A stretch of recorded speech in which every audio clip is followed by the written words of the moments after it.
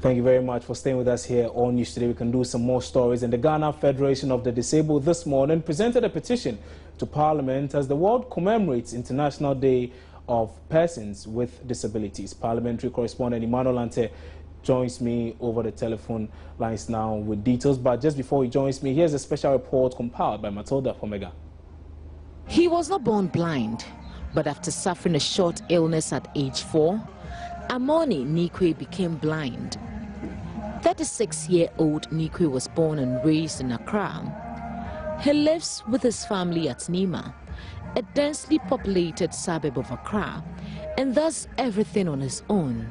Nikwe knows his way around his immediate surroundings in the neighborhood. Going out to fetch water, washing, cooking, and cleaning his room forms part of his daily routine. The NVTI certificate holder in rural crafts from the Accra Rehabilitation Center is disappointed at the many hurdles inhibiting him from securing a job. He lives on the benevolence of friends and family, but says he is not giving up on achieving something for himself. One of his dreams is to become a radio presenter. This youth employment thing, we try to involve ourselves, but we didn't get a chance. So far as I didn't get a chance, then I decided to do another course, which is that the talent I know I have to be on the radio. My passion is to be in the media, to be a presenter. That's my passion. That's what I know I can do to take care of my family. At times I sit behind my radio and be picturing the future. I say, wow, one day, I'll also be there. Isaac Yebuafari is 25. He holds a degree in education from the University of Cape Coast. He is currently in a group with 32 other disabled persons, seeking to get government's attention to secure them jobs. Having come out of school, having graduated, and I'm expecting that I will start working and also, start something in life. And if at this time I'm still at home, relying on my family, sometimes I psychologically, I'm very not comfortable psychologically, because it's not that you can't do anything.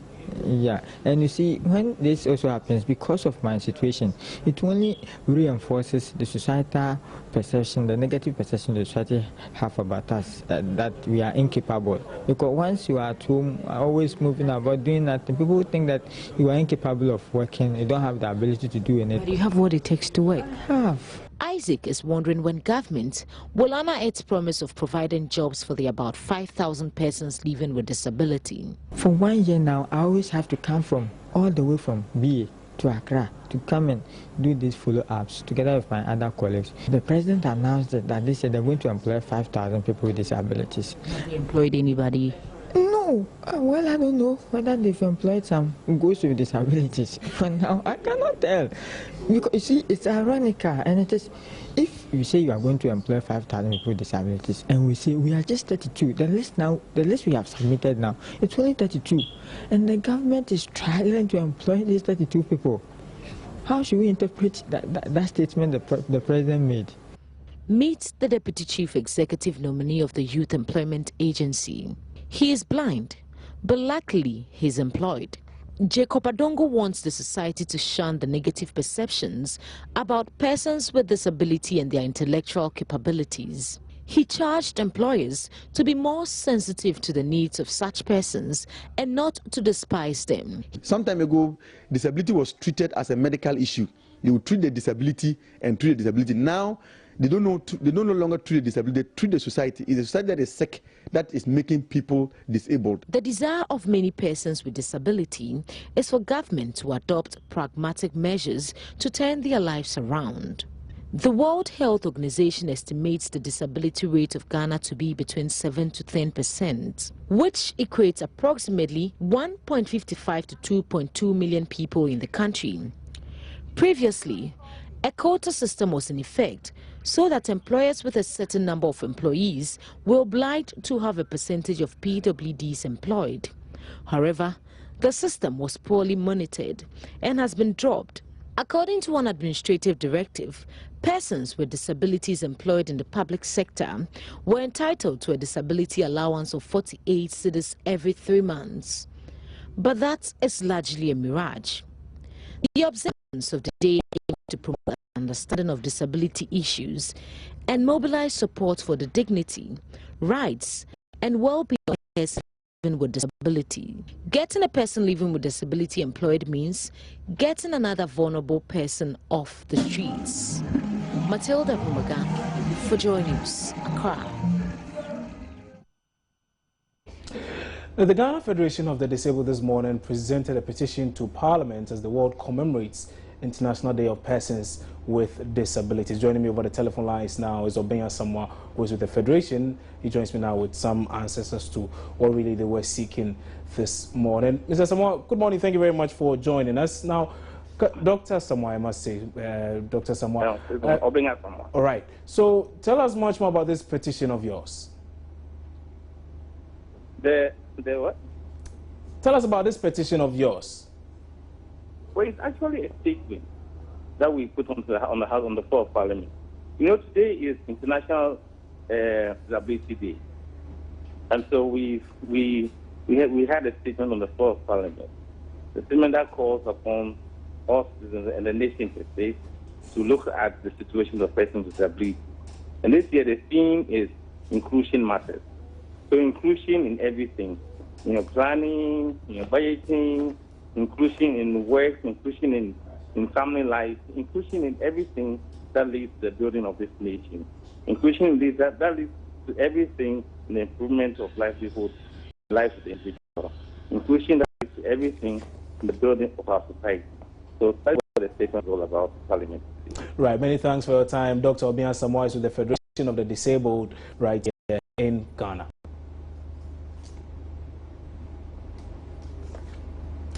Now, Ghana's quest to reduce maternal mortality cases will continue to suffer setbacks unless governments make conscious efforts to ensure its policy of free antenatal and delivery is sustained. Now, this was revealed in a Send Ghana report on maternal health launched today. My colleague Hannah Odame joins me over the telephone lines now with more on this. Hannah, so what more does the report say? Okay, so I'm told Hannah Odame is not on. We will try and raise her once we have her. We'll bring that particular story to you. But away from that, negative sociocultural perception, stigmatization, limited access to education and poverty are a few of the challenges persons with disability in Ghana face. And you did hear us bring you that particular story that was put together by Matilda Pumaga. You're watching News Today here on Joy News Multi TV. We're taking a break. We'll bring you a lot more later on.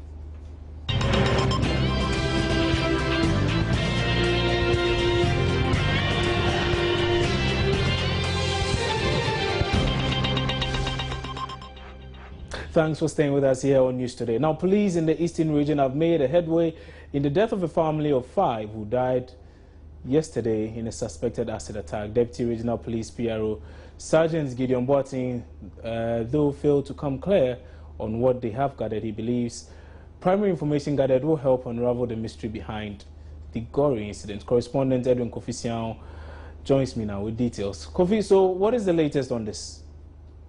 Well, that is the information given to me by the Deputy Regional Police PRO. According to him, they had some relevant information, and that he believes that... Kofi, we are struggling to hear you. If you could reposition yourself and then speak to us. Hello, is it okay now? Yes, it's better now. Okay, so he says they've gathered some relevant information and they believe that could lead to unravel the circumstances that led to yesterday's incident. And according to him, for now, he can tell that the police is open to the public, and that anybody who has any other information to assist the police with its investigations can come to the police stations and do that. So he is saying that, well, that they've gathered some relevant information and he believes they can make a headway. Because we've also been speaking to some family members and close relations of these people who have died. What have they been telling you?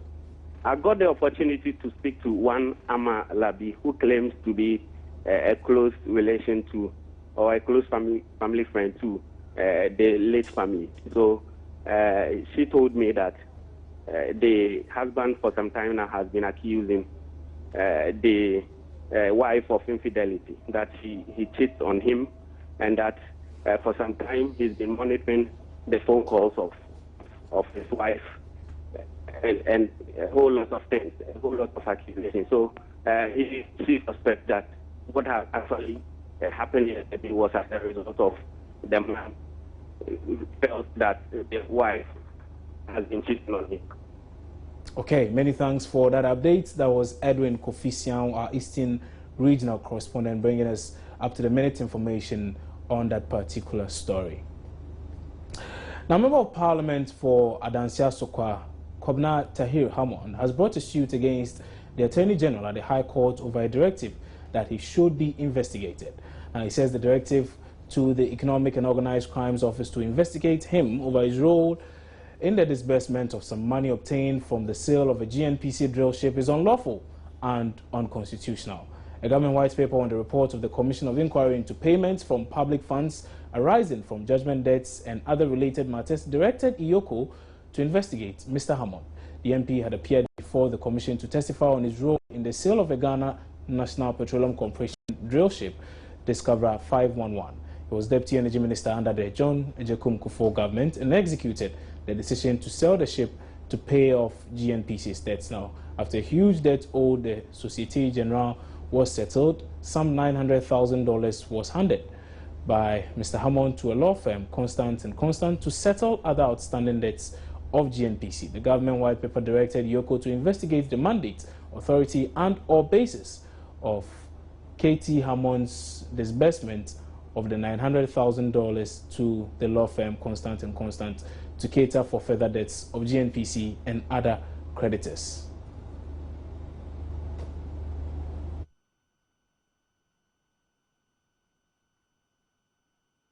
Still watching news today here on Joy News Multi TV. Time now for some business.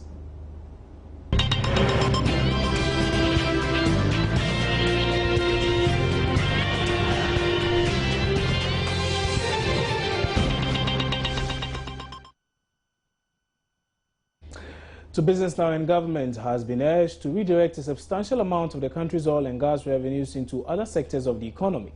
Now this, according to the Africa Center for Energy Policy, ACEP, is imperative for sustainable development. About 39% of the country's oil resources is said to have been plowed back into the sector for capacity building, among others. But speaking with Joy Business, Deputy Director Ben Boache said investing in the country's oil and gas resources in agriculture, for instance, is the best way to go. If you look at the over $3 billion that has come to Ghana so far, about 39% has been spent again in the oil and gas sector. You know, that means that 39% of revenue has gone to GNPC and Ghana Gas. You know, and the budget received only 28%.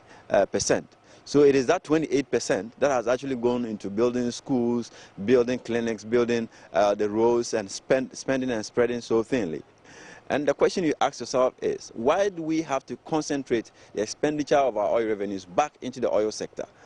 In other jurisdictions, what they have done is to diversify their economies, boost agricultural development, boost expenditure in education to make sure that you are training and building capacities to be able to take up the industry and also have capacity to live on their own. People need to have capacity to survive even beyond the oil and gas industry, and that's how other countries diversify.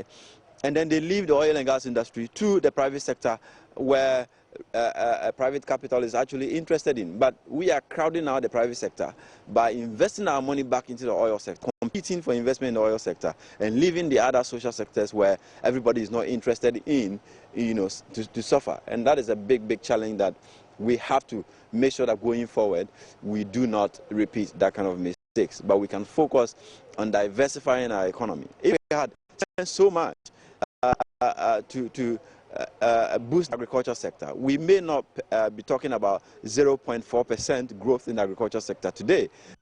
The Ghana Revenue Authority has hinted of a significant increase in government revenue following the implementation of the single window scheme at the country's ports. It's exactly 3 months since the introduction of the scheme, which saw customs take over its core mandate of classification and valuation of goods at the ports. Now, the next phase of the scheme, expected to be fully functional exactly a year by now, was launched at the first National Single Window Stakeholder Conference, which opened yesterday. Commissioner General of the authority, George Blankson, says the initiative has improved revenue collection. Improvement in the customs revenue following the takeover is something of great significance, because what it means is that over the years, because of certain weaknesses in the system we had prior to this new system that we have established, was creating some leakages that we have been able to plug following the takeover, the change that has occurred, which is the takeover by the Customs Division of the core customs functions. That by how much? I mean, by how much are we looking at? Is it millions of Ghana cedis? How much exactly? I wouldn't be in a position to give you precise figures. For the month of November, for example, we have noticed a significant, you may even call it a tremendous increase. But we wouldn't want to jump the gun. The month ended only yesterday, so we are in the process of putting the figures. According to George Blankson, this success story so far could be largely attributed to the strong collaboration among the various stakeholders in implementing the system. I think when it comes to implementation of a measure such as this one, which requires a lot of other agencies and ministries and departments to work together, support from the top is very important. And this has been successful because we had support from the highest level of government, and that brought all the agencies and the ministries together to work in harmony and ensure the success of this enterprise. That is the takeover of the valuation, classification, and risk management functions by the Customs Division. It's an interagency effort. We pay tribute to the Supervising Ministry, the Ministry of Finance. We owe a lot also to the Ministry of Trade and Industry and also the Ministry of Transport. And we saw all the ministers in these ministries, including the Ministry of Agriculture, all here at this function. I was talking about the challenges. The collaboration and the necessity of having all these ministries working. Civil society organization WACAM is calling for a review of the Minerals and Mining Act to incorporate general hazards in the mining sector. WACAM is unhappy the current act does not address issues bordering on environmental pollution, among other hazards associated with mineral exploitation. WACAM, as part of processes to get more information for government to undertake a review of the Mining Act 2006, Act 703, civil society organizations to deliberate on the existing gaps in the current act.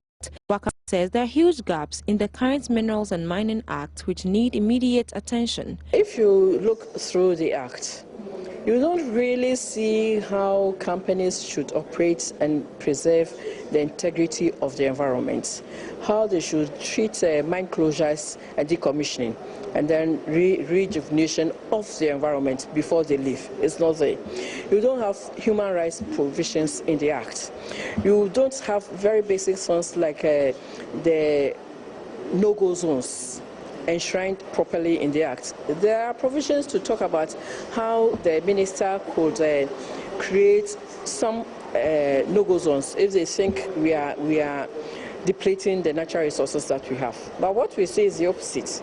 WACAM also explains why there is a need for government to do a cost-benefit analysis of the mining exploitation. Talking about revenue from natural resource extraction is a profit that you make on the capital. So the natural resources are capital base that God gave to us. And so if you get some $2 billion and you think that is revenue, it's a wrong absorption. So what we're telling government is that there's a need to really do a cost-benefit analysis. And because environmental, social, civil, political rights costs is externalized to society, when we get the revenue, we think we are making profit. It's a loss. With CSOs to develop a sample bill to influence legal reforms in the mining sector that will reflect ECOWAS directives on mining. That'll be all for business. We're taking another break. When we come back, we'll bring you along more stories.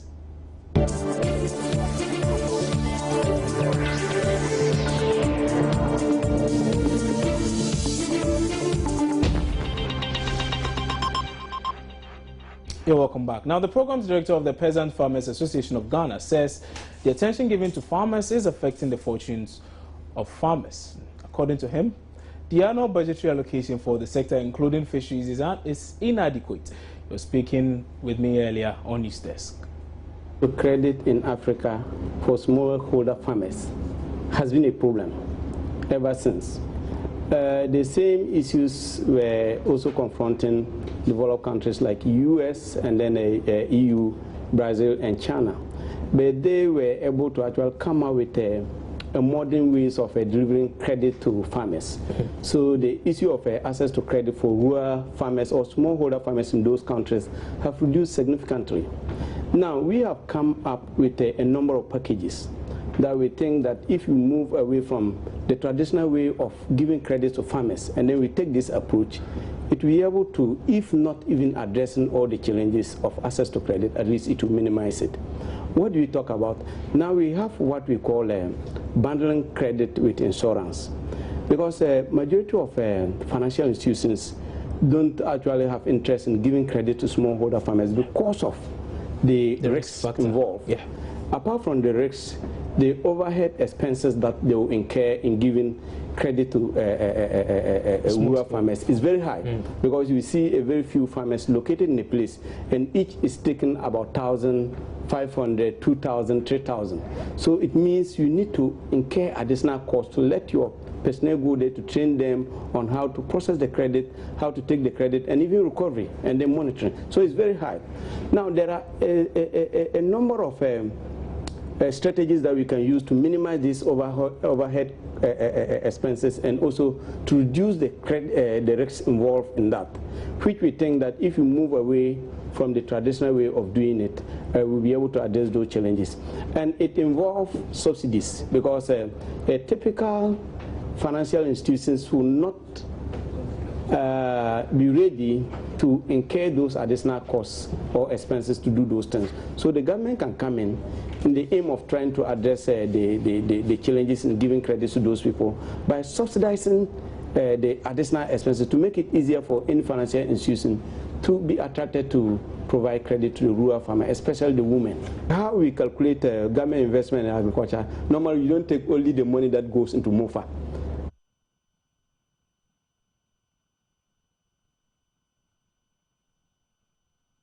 Now, Ghana's quest to reduce maternal mortality cases will continue to suffer setbacks unless governments make conscious efforts to ensure its policy of free antenatal and delivery is sustained. This was revealed in a Send Ghana report on maternal health launched today. Hannah Odami joins me with more on this. Hello, Hannah. Good afternoon. If you can hear me, what more does this report say? Let me give you the scenario, that a pregnant woman in Laura, for instance, decides it's in labor and she has to travel about 30 minutes on a very bad road to a hospital to deliver. She sets off early, but because of the bad road, she gets there so late. She loses her baby, or she loses her life, or both of them die. And this is a situation that's not acceptable. Now, the researchers told us that they have realized we have some of the resources. We do not have all, but we have some of the resources that are necessary to ensure that we reduce maternal mortality drastically. But unfortunately, the distribution is so unequal that you come to the Greater Accra region, for instance, we have about 15 doctors to a 15-bed capacity. But we go to the northern region where you have about 120-bed capacity. So it's just about one doctor, and one doctor is taking care of about 15,000 patients. And so it becomes difficult for this same doctor to take care of this pregnant woman who has to go through cesarean section. Another one is in labor. And that's what they are talking about. Another issue that also came up is the fact that in the 3 northern regions where the study was conducted, some hospitals are actually defying the fact that they use the NHIE, and they are taking money from the pregnant women, both for antenatal and delivery, something that shouldn't be done because, as you know, it's supposed to be free. And so if the hospitals are generating money from these women, it becomes difficult for the women to go because they are thinking about the amount of money they spend on transport alone because of the bad roads. Then they get to the hospital, they are asked to pay. All this is contributing to maternal mortality. And they are worried that if we do not change our attitude, if government does not get committed to ensuring that the free antenatal and delivery is free across all hospitals and resources are equally distributed, there is no way we will reduce the current death of 350 to 1,000 life deaths. It will not reduce. We have been at this figure for years, and nothing is being done about it, unfortunately. Many thanks for that update, Hannah Odame, with a lot more on maternal mortality. We're taking a break here on News Today. Bring you sports right after this.